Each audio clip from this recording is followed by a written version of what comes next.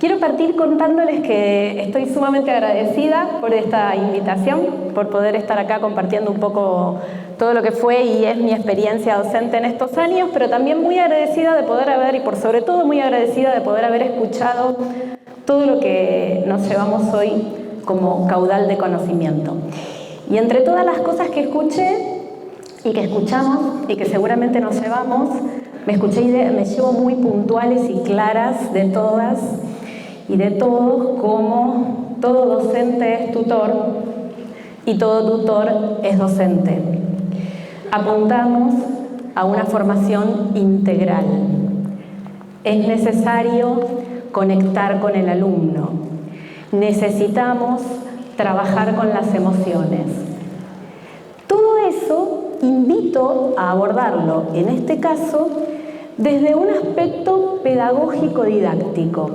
La invitación al encuentro de hoy, a esta charla de hoy, tiene que ver con pensar este arduo rol docente que nos toca, en el que, además de enseñar contenidos, tenemos que apuntalar como líderes. Entonces es una invitación a pensar algunos tips, por eso se llama el nuevo rol docente de la clase recitada de la experiencia de aprendizaje, para ver cómo podemos, en la enseñanza de los contenidos que también tenemos que abordar, contenidos, competencias, en ese rol docente que nos toca de formar también el aspecto cognitivo, cómo podemos entramar y apuntalar todo esto que hoy se vino hablando, ¿no? Algunas ideas, algunas sugerencias para pensar precisamente cómo esas clases de matemática, de lengua, de geografía, de filosofía, pueden apuntalar y acompañar todo este trabajo que hacemos desde la tutoría. Y para eso arranco invitándolos a esta reflexión, a ver si ustedes opinan lo mismo.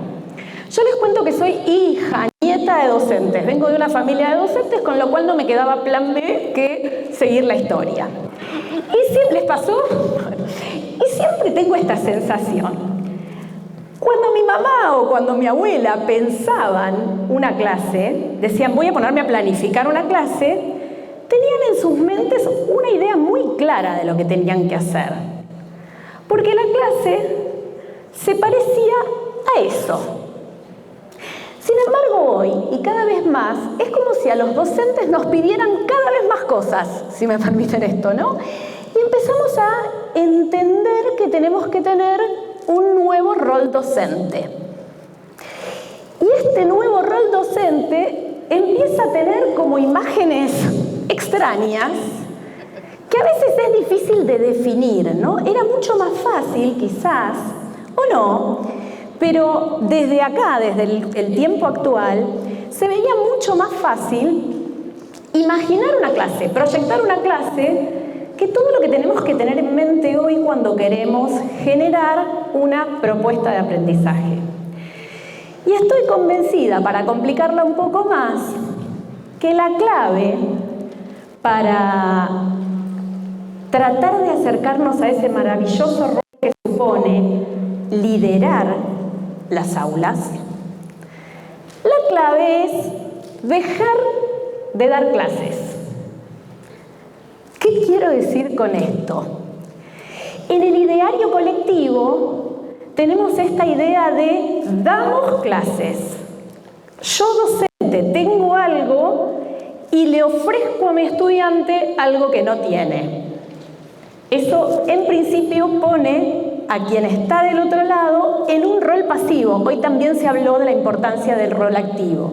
Entonces mi idea es, dejemos de dar clases, esa clase recitada, como estoy haciendo yo en este momento, y empecemos a generar experiencias de aprendizaje. La clave, creo que está, o una de las claves que invito a pensar conmigo, está en que ese rol docente que supone tutorear, liderar, acompañar desde cualquiera de los espacios curriculares que nos toque, supone empezar a generar experiencias de aprendizaje. Y desde ahí los últimos años me junté con algunos colegas docentes de Argentina y también de Uruguay y empezamos a pensar, basado en evidencia, algunas líneas concretas de cómo y qué características tiene que tener una experiencia de aprendizaje. Para que así como mi mamá y mi abuela cuando se ponían a planear una clase ya sabían qué tenían que hacer, ahora nosotros tengamos algunas líneas claras de, bueno, para planificar una clase que cumpla con todo eso de lo que hablamos hoy, tengo que tener, en términos pedagógicos didácticos, estrictamente, estas cositas en la cabeza. Y las invito a acompañarme en esta experiencia de aprendizaje. Antes tengo que pedir permiso. ¿Hay acá algún profe de geografía? Espero que no. O sea, si hay mejor, me va a ayudar. ¿No hay ninguno acá de geografía en todo esto? ¿Por qué les cuento? Porque como los voy a hacer atravesar una experiencia de aprendizaje, me tomé el atrevimiento, sin ser profe de geografía, de tomar un ejemplo de geografía. Y para eso, empezamos. Imagínense que los llaman por teléfono o les mandan un mail y que los están invitando a desarrollar un proyecto educativo, ese que a ustedes les encantaría, para trabajar en el nivel que ustedes quieren, dictando el aprendizaje que ustedes quieren dictar, les van a pagar muy bien, incluye vacaciones, incluye todo lo que quieran, todas las asignaciones, pueden ir con algún acompañante si les gusta, pero tiene un detalle. No es en este país, se van a tener que ir por unos meses a otro país. ¿Les gustaría? Sí. ¿A pocos les gustaría o el resto no? ¿Les copa? Bueno, bien. Y la única cuestión es, este proyecto se está llevando adelante en estos 3 lugares. Pueden ir o a Abiyán, Costa de Marfil, o a Nouméa, en Nueva Caledonia, o a Kinshasa, en República Democrática del Congo. ¿Qué elegirían? Lo primero que les pregunto es ¿qué elegirían? Esta es Kinshasa, yo me acabo de enterar, esta es Kinshasa, así es.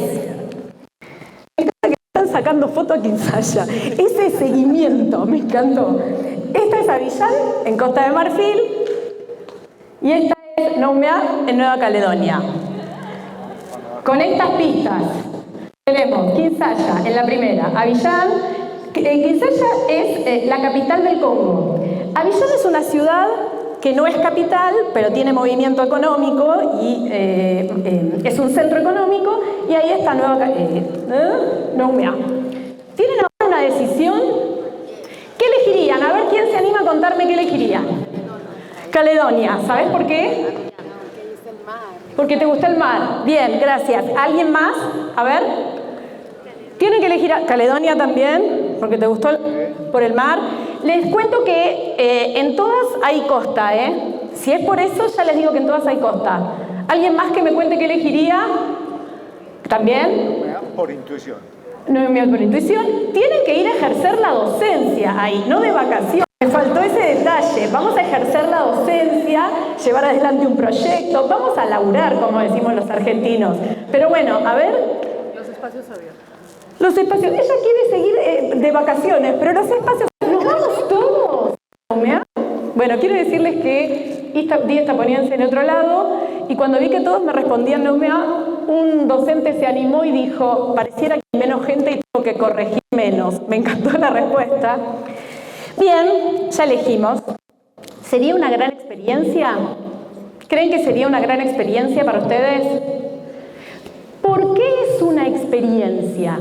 La invitación es a pensar cómo generar experiencias de aprendizaje.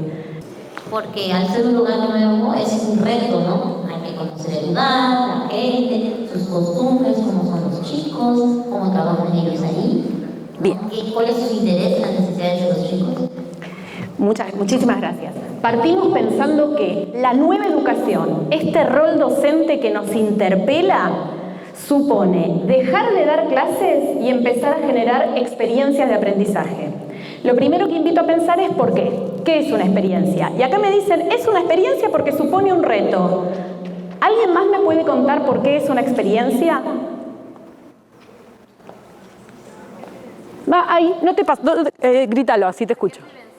Porque es vivencial, me encantó esa palabra, porque se vivencia. Es un reto, es vivencial. Te aleja de lo que conoces. Ya tenemos 3 elementos de lo que supondría gestionar y planificar una clase de estas características. Es un reto, te aleja de lo que conoces y es vivencial. Una experiencia de aprendizaje, gestionar y planificar una experiencia de aprendizaje es un formato didáctico, es decir, una propuesta de enseñanza orientada a modificar entendimientos, habilidades y comportamientos a través de condiciones de actuación colectiva.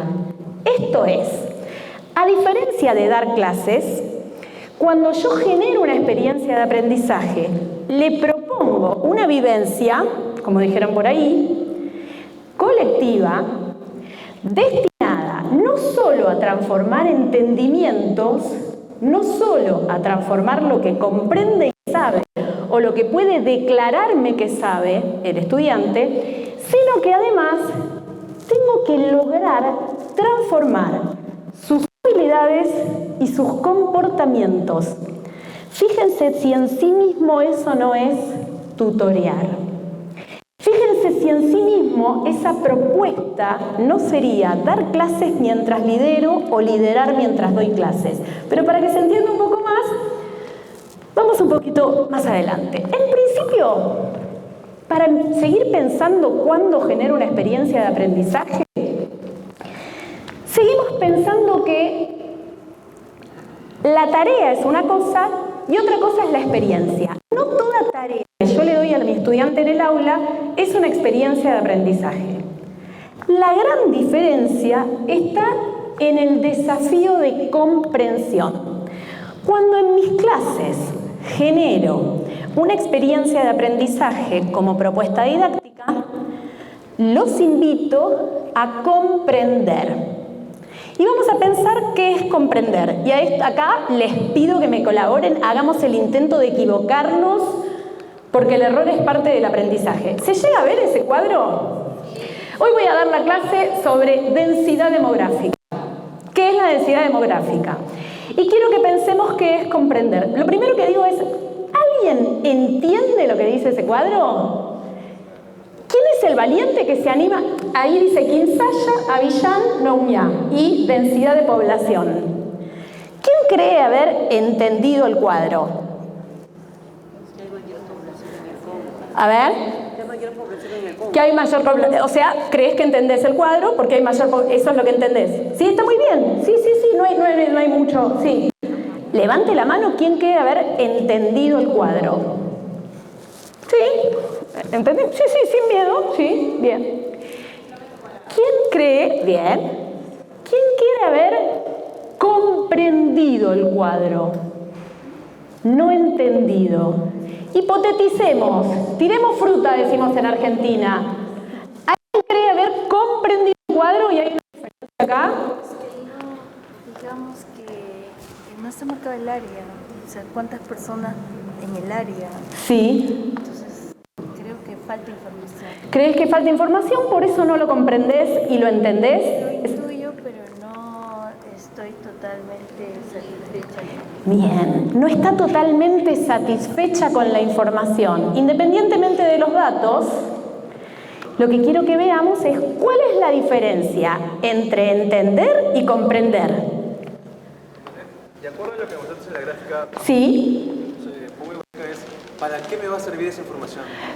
Excelente, muchas gracias por contarnos esto. Él dice, me parece que la diferencia es entender para qué me va a servir esta información. Entender es captar la información. Comprender es que esa información te transforme. Esa es la clave. De hecho, entender se hace con esta parte del cerebro, con los lóbulos prefrontales, dato neurocientífico que a nadie le importa, a mí me encanta, se los cuento. Y comprender se hace con todo el encéfalo. Cuando comprendemos algo, escuchen esto porque para mí es un flash. Cuando comprendemos algo, nuestro cerebro se transforma. Las sinapsis nerviosas, las uniones neuronales, generan otra cosa de la que había. Cada vez que nuestro estudiante comprendió algo, dejó de ser fisiológicamente el que era y pasó a ser otro. Su cuerpo se transformó. Cuando entendemos con esta parte y seguimos siendo los mismos fisiológicamente hablando. Esto es fabuloso. Y lo que tenemos que apuntar a hacer en las aulas, si queremos realmente liderar emociones y transformar, es apuntar a que mi estudiante no solo entienda lo que le estoy diciendo, sino que lo comprenda, que lo atraviese, que lo cambie, que lo modifique, no solo por su sinapsis nerviosa, sino por sus comportamientos y sus habilidades.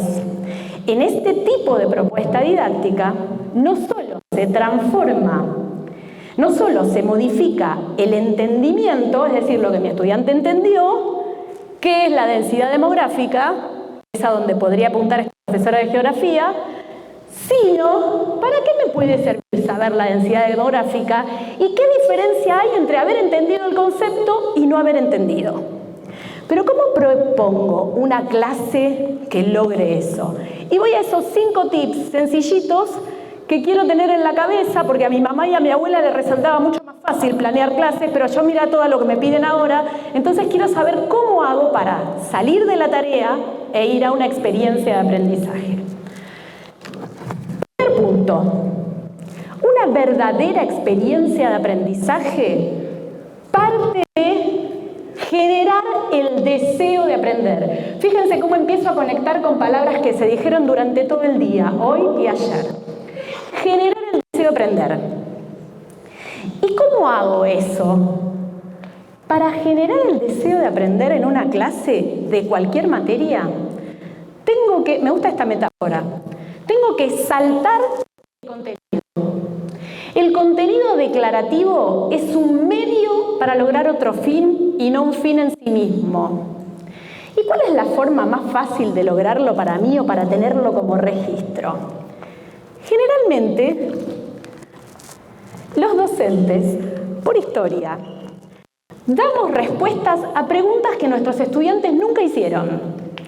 Fíjense qué distinto si yo soy profesora de geografía y vengo y les digo, hoy voy a dar la densidad demográfica.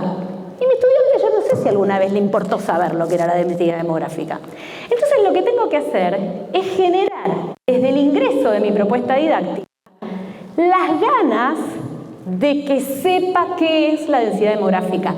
Mi estudiante tiene que tener deseo de aprender esto y para eso tengo que saltar el contenido, porque si yo arranco, hoy voy a dar la densidad demográfica, le estoy dando una respuesta a una pregunta que nunca se hizo. No es lo mismo si yo le doy 3 ciudades y le digo, te tenés que ir a una de esas. ¿A cuál te elegís que ir? Y una de las cosas que quizás quieras saber es, bueno, ¿en cuáles hay más gente?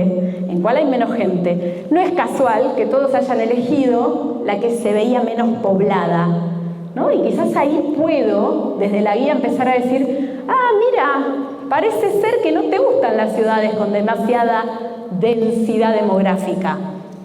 ¿Me siguieron? Pistas, es decir, cómo generar el deseo de aprender o cómo dejar de dar respuestas a preguntas no hechas. Algunas ideas. Arrancar la clase o la propuesta didáctica con un problema abierto o una pregunta difícil. Imagínate que te llama para hacer un proyecto educativo en estas 3 ciudades. ¿Cuál de las 3 elegís y por qué? Ese fue un ejemplo, ¿no? Cuando pensamos, ¿qué voy a enseñar hoy? Mi primer trabajo docente cuando planifico la clase es decir, ¿para qué le puede llegar a servir esto? ¿Por qué le puede importar a mi estudiante saber esto? Uno de los desafíos, les cuento algo rapidito, uno de los desafíos, yo soy profesora en ciencias políticas y trabajé muchos años dando clases en el profesorado de educación física. ¿Se imaginan? Gracias. ¿Se imaginan qué tanto le podía importar en primera instancia a los futuros profesores de educación física de 4º año la ciencia política? Digamos que no era algo que le interesaba demasiado a priori. Una de las clases tenía que enseñar a Marx. Y estudié, yo decía, ¿cómo genero ese contacto? ¿Cómo hago el salto? ¿No? Y se me ocurrió arrancar diciendo, a partir de ahí nuestra investigación, se me ocurrió, después de mucho pensar, arrancar diciendo, justo heredar, y empezó a generarse el debate entre ellos si heredar los bienes económicos de los padres, es un poco picante lo que estoy contando, pero no importa, si heredar los bienes económicos de los padres era justo o no justo, y a partir de ahí empezaron a pedir, bueno, queremos ver qué dicen los autores de ciencia política sobre este tema, y se generó una clase súper interesante. Entonces el ejemplo tiene que ver con esto, ¿no? Con el gran desafío está en pensar, ¿para qué le puede llegar a interesar a mi estudiante saber eso? Otra forma es arrancar con lo que serían las hipótesis contrafácticas. Les cuento, para los que están sacando fotos, que si no llegan a ver, cuando termino les comparto un QR con todas las diapositivas. Así que, y creo que también se van a compartir, pero no desesperen si no llegan a verlo, porque sé que seguir la ponencia quizás se hace complejo sacando fotos. ¿Qué es una hipótesis contrafactual? Esto de, ¿qué hubiera pasado si, qué creen que pasaría si la Luna fuera más grande que la Tierra? Es una certeza que no va a ocurrir, una hipótesis de algo que no ocurre o no ocurrió. Por ejemplo, si quiero dar la fuerza de gravedad. Utilizar ganchos o demostraciones sorprendentes. Esto lo hacemos mucho, ¿no? Partir de un experimento, demostrarles algo a los más pequeños, algo que impacte. Y desde ya, hacer problemas reales a preguntas genuinas, ¿no? Algo que tenga que ver con la resolución de un problema concreto de la vida de los estudiantes. Lo que pasa es que no siempre los contenidos que tenemos para enseñar están tan vinculados a la vida real del día a día del estudiante. Por eso, algunas de las otras ideas pueden llegar a servir para generar estas propuestas.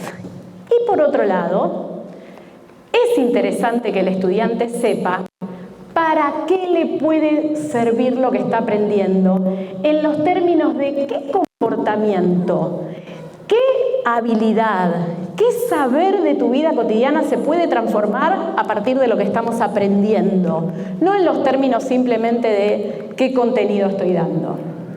Entonces, lo primero para tener en la cabeza cuando delimito, cuando delimito esta experiencia de aprendizaje, tengo que saltar el contenido, tengo que generar deseo de aprender. Cuando planifico, lo que voy a pensar es eso.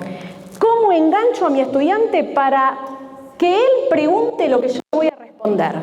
¿No? Esa es un poco la idea. Segundo ítem, segunda cosita para tener en la idea. Cuando mi mamá, y esto lo digo en serio, lo he charlado con mi mamá varias veces, cuando mi mamá, o supongo que mi abuela se ponía a planificar su clase, prácticamente el 90% de su pensamiento estaba en cómo voy a explicar el tema. ¿Cómo lo voy a presentar? ¿No? Si fuera hoy yo, ¿qué diapositivas pongo? ¿Qué voy a hablar? Eso es clases. Generar una experiencia de aprendizaje es ir de la recepción a la vivencia. De que el estudiante te escuche a que el estudiante haga algo. Si no, no es experiencial, si no, no hay reto, si no, no hay transformación, todo lo que acaban de decir. Si no, no hay conexión crucial en la transformación de la que venimos hablando. Si el docente solo habla y el estudiante no hace nada, no hay vivencia. Esto quiere decir que cuando planifico mi clase, el 60% de mi pensamiento no tiene que estar en lo que yo voy a explicar, sino en pensar qué desempeño le pido para que haga que realmente le sirva para aprender lo que quiero aprender. La clave no va a estar en cómo le voy a enseñar, sino en qué le voy a pedir que haga. Cuando yo empecé a pensar esta ponencia, dije, ¿qué les puedo pedir que hagan para que entiendan lo que quiero que entiendan? No quiere decir que yo no voy a hablar o no voy a explicar, pero la clave estuvo en la otra, en el desempeño. Entonces dije, les voy a hacer vivir una experiencia de aprendizaje, que elijan entre Noumea, Nueva Caledonia y todo eso. Entonces, por ejemplo, imagina que te invitan a vivir en alguna de estas ciudades. Miran el cuadro Quinsaya, Avillán, Neumea, les digo a mis alumnos de cuarto año de Argentina de Geografía, y les pregunto, considerando las diferencias demográficas de estas ciudades, ¿no? Viendo la diferencia de población, ¿en cuál de las tres elegirías vivir? Elabora un argumento que considere el concepto de densidad. Al hacer eso, no le va a quedar otra que aprender lo que yo iba a llevarme horas a explicar. El estudiante me va a pedir ayuda, él me va a pedir que le explique o va a buscar en internet, en la medida en que el desempeño lo desafíe. Entonces, primera era saltar el contenido. En vez de proponerle respuestas a preguntas que nunca hicieron, invito a que ellos generen la pregunta. Segundo, la clave está en el desempeño. ¿Qué les voy a pedir que hagan para que al hacerlo lo aprendan? Tercero, de esto se habló. Otra gran diferencia entre dar clases y generar experiencias de aprendizaje. Enseñar y aprender desde la integridad. Una experiencia de aprendizaje involucra siempre el sentir y el actuar con otros. Una experiencia de aprendizaje no solo es pensar, también supone sentir. Y esto es fundamental en el fortalecimiento de la tutoría, en el liderazgo, en el acercarse al estudiante, en el conectar. Ahora, ¿cómo hacemos en el día a día, en esto que planeo, que planifico, para que las emociones estén realmente presentes? Y acá tengo un ejemplo. Esto es solo a título de ejemplo para que veamos cómo incluso densidad demográfica, que en principio para mí es un contenido que podría parecer como medio inerte, podemos encontrarle estas cualidades. Dice, comparte con tu compañero qué podría emocionarte de vivir en una gran ciudad. Estamos pensando en densidades demográficas. ¿Qué te emociona en cambio de vivir en un mundo más pequeño? No hay forma de saber qué me emociona de una gran ciudad o qué me emociona de un pueblo pequeño si yo no sé lo que es la densidad demográfica. El contenido que tenía de enseñar me invita a sentir y sentir me invita a aprender el contenido. ¿Cuáles de las dos posibilidades prefieres? ¿Por qué? Expresa los motivos con claridad. Al expresarme los motivos con claridad de por qué prefiero un pueblo a una ciudad o una ciudad a un pueblo, me va a estar hablando de las características de una ciudad muy densamente poblada. 3. Elabora un folleto propagandístico que destaque sus preferencias. ¿Y por qué esas tres palabras ahí bien fuertes? Y acá es la clave. Nadie puede elegir, evaluar o crear sin sentir. Entonces, ¿queremos que los estudiantes involucren sus emociones? ¿Quiero que mi estudiante sepa que su docente lo está conociendo? ¿Quiero conectar realmente con mis estudiantes también cuando les estoy enseñando densidad demográfica? En las consignas tiene que haber un espacio para que elijan, para que evalúen y para que creen. No puedo dar consignas que solo sepan solo sean qué es la densidad demográfica, con qué se vincula, cuál es la diferencia entre un país y el otro. Si en mis consignas involucro alguna de estas tres opciones, automáticamente apunto a la integridad del ser. Me encantó el gesto, automáticamente hago esto. Y es así de sencillito. Entonces, repasamos. 1. Salto el contenido. Nunca arranco con densidad demográfica. Siempre pienso, ¿qué les puedo plantear para que ellos quieran aprender? 2. Cuando planifico, no pongo el eje en lo que yo voy a hablar. Pongo el mayor énfasis en qué van a hacer para aprender lo aprendido. 3. En las consignas de ese desempeño, de eso que quiero que hagan para que aprendan, algo tiene que apuntar a elegir, algo a evaluar y algo a crear. Si no puedo todas, alguna. Porque ahí se involucra la emoción. Cuando nosotros elegimos, no elegimos solo desde la razón. Y cuando un estudiante o una persona argumenta, le gusta más Neumiá que Caledonia, me está contando mucho de él. Cuando un estudiante me cuenta por qué le gustan las plantas perennes o las plantas caduciformes, o cuáles preferiría plantar en su fondo, en el fondo de su casa, para dar una cualidad de la biología, me está contando mucho de lo que prefiere. Si prefiere que las hojas se caigan o prefiere que no se caigan. Entonces, esta es una forma de acercarme al alumnado, también desde la estrategia estrictamente pedagógica que apunta a lo curricular. Es una forma de dejar de dar clases y pasar a generar experiencias de aprendizaje. 4. Y vamos a 4 puntos. Las experiencias de aprendizaje sacan la escuela al mundo y traen el mundo a la escuela.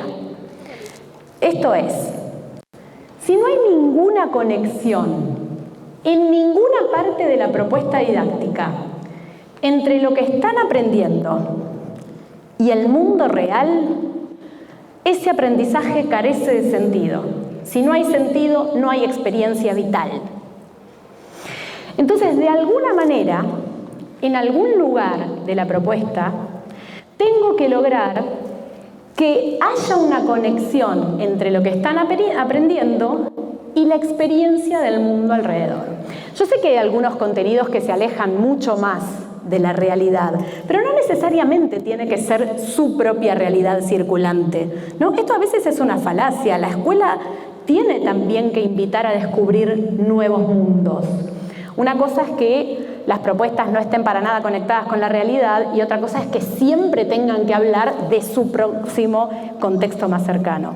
Pero sí, alguna vinculación entre ese concepto que estoy enseñando y el mundo real. ¿Qué problemas acarrea vivir en ciudades con altas ciudades demográficas? Y acá el segundo ítem, donde podría empezar a vincular con el mundo. Investiga sobre los problemas que genera la disímil distribución demográfica de nuestro país. Honestamente no estuve investigando, imagino que sí, porque en toda Latinoamérica pasa.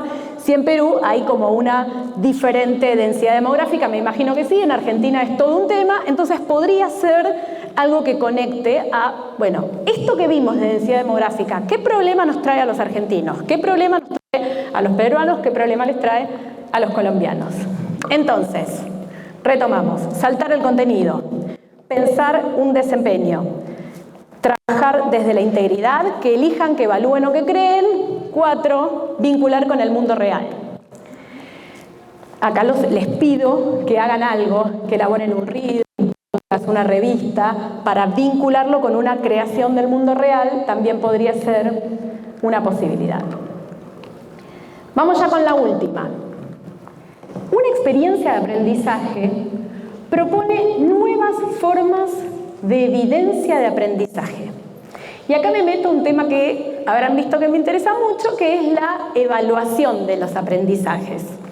Nuevos instrumentos de evaluación. Y para esto invito a pensar algo, ¿no? Lo que está diciendo ese quinto ítem es, si quieres dejar de dar clases y empezar a generar experiencias de aprendizaje, las formas en que el estudiante te ofrece evidencia de que aprendió tienen que ser distintas.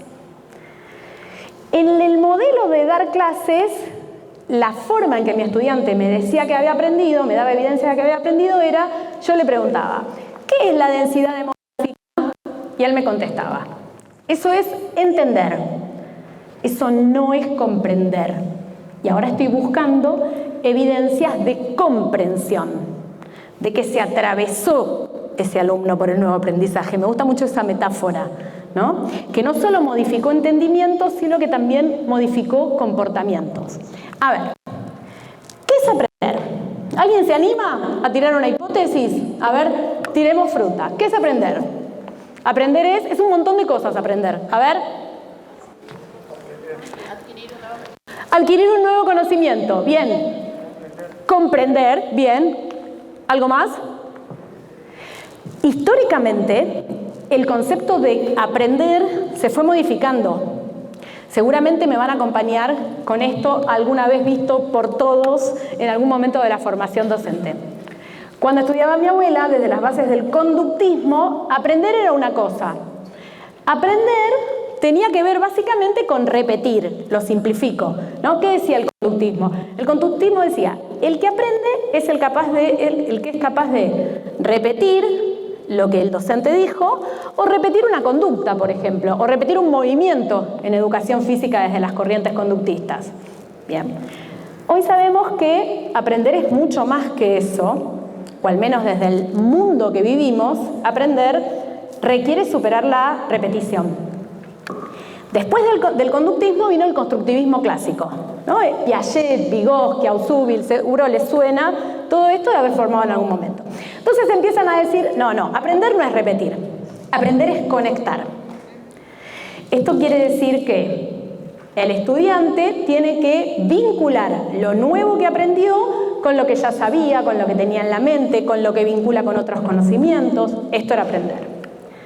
Resulta que de 2 décadas a esta parte empezaron a aparecer co-constructivismos o neoconstructivismos que, así como el constructivismo complejizó y mejoró el conductismo, los co-constructivismos vinieron a decir, ojo, aprender es más que repetir, pero aprender también es más que conectar.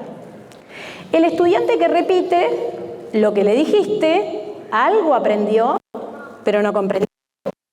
El estudiante que conecta, algo aprendió, pero no alcanza. ¿Por qué? Porque aparecieron las neurociencias cognitivas, apareció la teoría de la comprensión. ¿Qué van a decir? Paradójicamente la neurociencia dijo, no se aprende solo desde la razón. Para aprender necesitamos la percepción física, eso es el cuerpo, la corporeidad. Para aprender necesitamos del otro. Y el eje central de un nuevo aprendizaje, las conexiones sinápticas de un nuevo aprendizaje no son otra cosa que neurotransmisores, que no son otra cosa que emociones. Como dijimos hoy, si la emoción no se dispara, no se une en la sinapsis, por lo tanto no hay aprendizaje. Esto es, estos últimos nos han cuidado. Aprender no es conectar, aprender es vivenciar. Nunca antes, como en las últimas 2 décadas, pudimos entender que el aprendizaje se da cuando hay vivencia, cuando hay transformación. Esto hace que la evidencia de aprendizaje, es decir, la prueba de que alguien aprendió, varía un montón. ¿Por qué? En el conductismo, cuando yo le quería pedir a mi estudiante que me demuestre si aprendió, le decía, ¿qué es la densidad demográfica? ¿Qué tipo de densidad demográfica hay? Repetía, y eso era una evaluación válida, porque era la evidencia que necesitaba. En el constructivismo clásico, yo buscaba evidencia de que había aprendido y quería muestras de que podía conectar. ¿Qué le pedía? Una red conceptual, un cuadro comparativo, un mapa conceptual, porque me demostraba que había conectado. Un cuestionario. En los co-constructivismos me tiene que dar evidencia de que comprendió. Esto es, tiene que hacer algo con lo aprendido. Tiene que generar un proyecto nuevo. Tiene que crear una idea. Tiene que elegir. Tiene que dar ejemplos. Tiene que comparar. Con lo cual, ese examen que yo tomaba antes no me sirve más, porque no me da evidencia de aprendizaje. Y porque por sobre todas las cosas, no es una experiencia de aprendizaje. Es dar clases y recibir un espejo. Entonces, una experiencia de aprendizaje exige nuevas formas de evaluación. Y acá la pongo a la tan temida y odiada, yo no sé si ustedes compartirán conmigo, rúbrica. ¿Estamos todos de acuerdo que odiamos las rúbricas los docentes? Bien, quería decirlo, bien. Todos odiamos las rúbricas y los bien que hacemos. ¿Por qué? Y aparte no tenemos esa sensación de que se puso de moda la rúbrica y ahora todos con la rúbrica. Bien, comparto con ustedes. Pero ¿por qué la rúbrica? En En general, no siempre, pero en general... No, lo que voy a decir es re importante. En general, ahí quiero ponerle auge a lo que estoy diciendo, las modas educativas tienen una teoría pedagógico-didáctica de base. No siempre, en realidad, fue demasiado genérico, vamos a bajar fanfarrias, pero lo cierto es que la rúbrica tiene una base que es muy fácil evaluar un cuestionario del conductismo. Le hago 10 preguntas, tic-tac, tic-tac, tic-tac.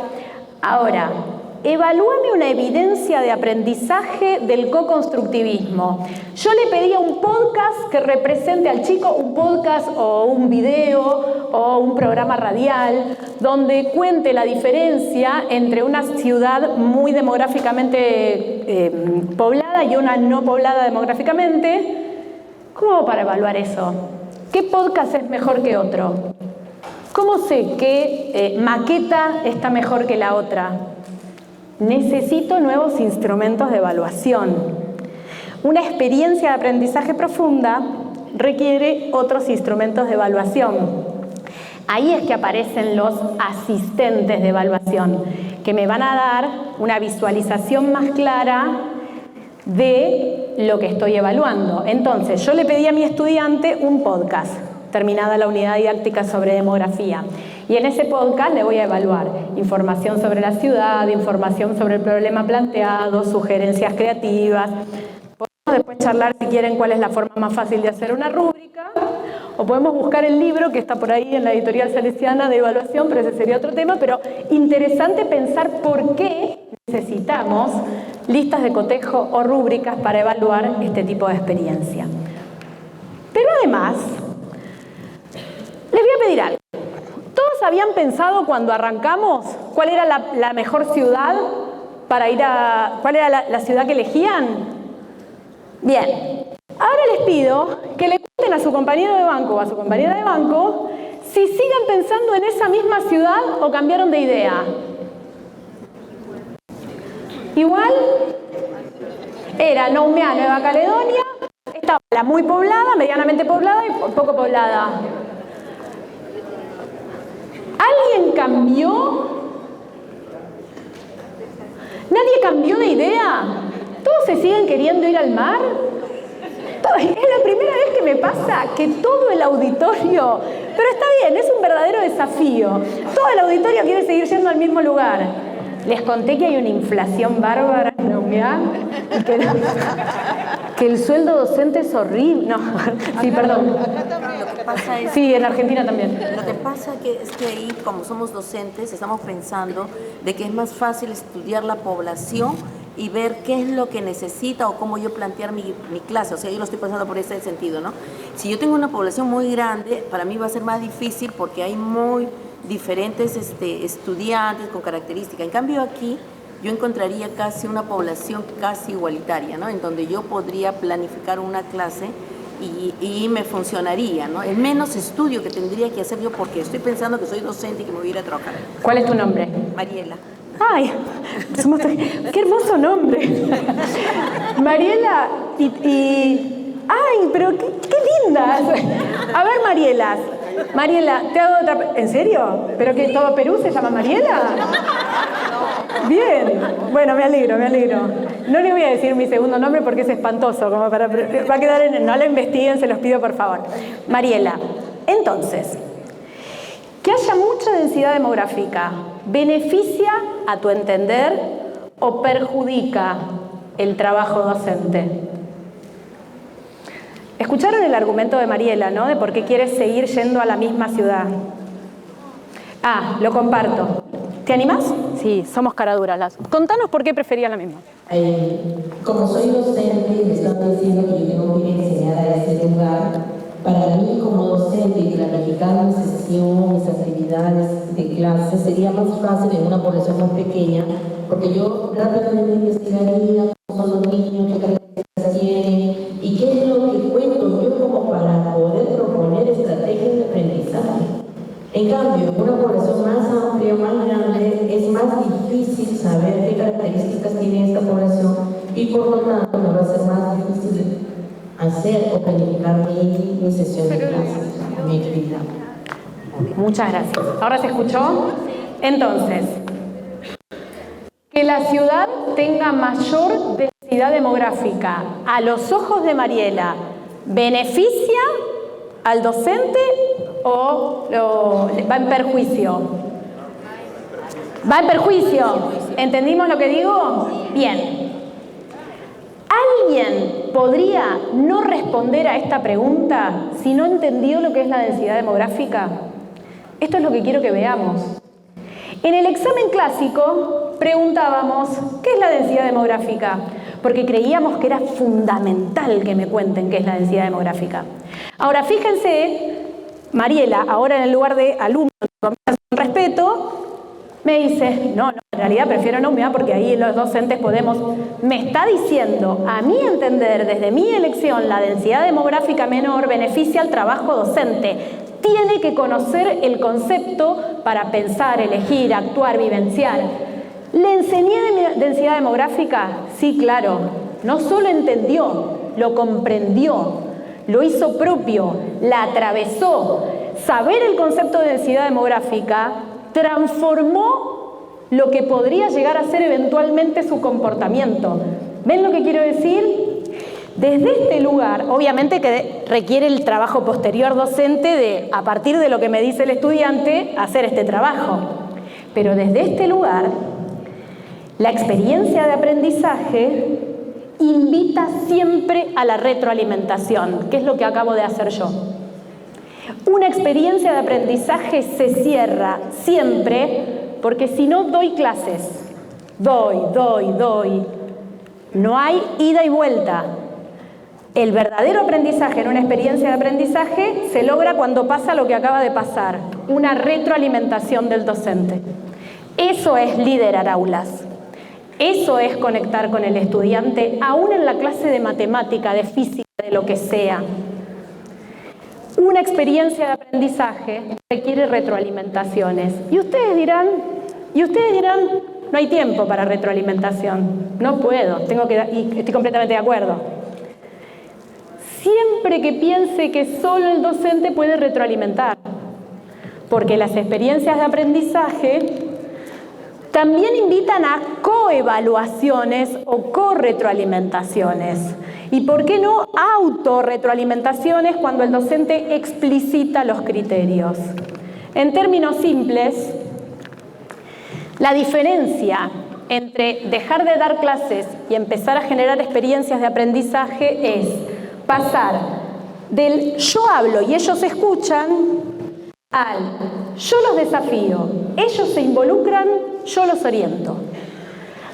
Eso es transformar la educación desde este lugar. Mi mamá y mi abuela pensaban esta clase. Yo hablo, ellos escuchan. ¿Estaba mal? No. ¿No correspondía? No. Era para ese mundo. Era para un mundo donde la información no estaba al alcance de la mano, donde la información tenía que venir del docente. Pero ahora no alcanza con informar, tenemos que formar, porque además ocurren todas las características que desarrollaron todos los expertos que hablaron antes de un mundo complejo, un mundo con tanta complejidad emocional. Entonces la información la van a encontrar en otro lado. El docente tiene que formar y para eso esta clave del yo hablo y ellos escuchan, a yo los desafío, salto el contenido. Ellos se involucran, les genero un desafío que tengan que hacer y después los oriento. Retroalimentación. Las 5 cosas del nuevo rol docente. Va de nuevo. Salto el desafío. 2. Les doy algo para que hagan ellos y que con eso que hacen aprendan. Elegí cuál de las 3 ciudades te gustaría vivir y dame un argumento de por qué querés vivir en esta. Investigar las características de las ciudades de Perú, cuál tiene la mayor densidad demográfica. 3. Involucro la integridad. Esta es fácil de memorizar. Para la integridad, o elijo, o evalúo, o creo. En mis consignas de trabajo, tiene que haber alguna de las 3.